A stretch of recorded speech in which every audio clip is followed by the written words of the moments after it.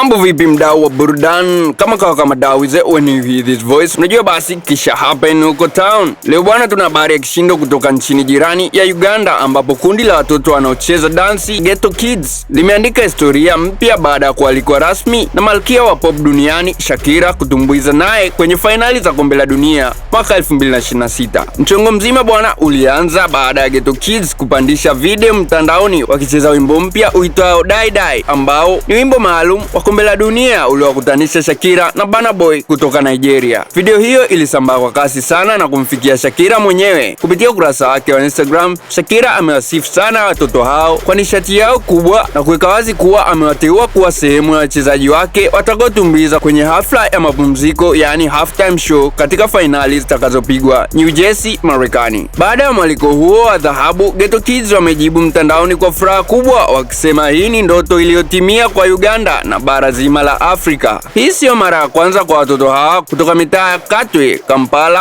kupiga hatua kubwa. Utakumbuka walishawahi kung'aa kwenye video ya Unforgettable ya French Montana na hata kupata Golden Buzzer kwenye mashindano ya Britain's Got Talent. Lakini hatua hii ya sasa inatajwa kuwa ndio kilele cha mafanikio yao. Sisi hapa kama Big Bongo TV tunajivunia sana mafanikio haya ya watoto wa Afrika Mashariki wanaoenda kutuwakilisha dunia nzima kwenye jukwaa kubwa la soka duniani. Wewe una mtazamo gani kuhusu hatua hii kubwa ya Ghetto Kids? Je, unadhani siri ya mafanikio yao ni nini hadi kuiteka mioyo ya mastaa duniani? Drop maoni yako kupitia comment section hapo chini, lakini pia usahau kusubscribe, like, share, turn on notification ili uzidi kupata updates za matukio mbalimbali yanayojiri every time, everywhere, worldwide.